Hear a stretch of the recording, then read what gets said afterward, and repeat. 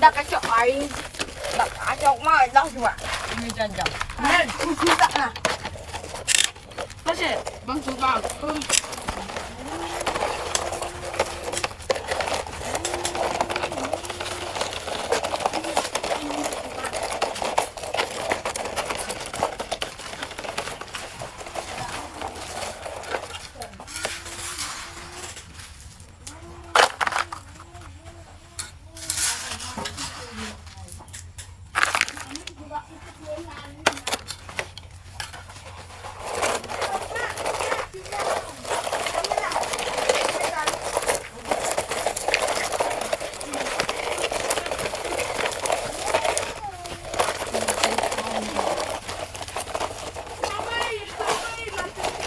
chả thấm đâu má này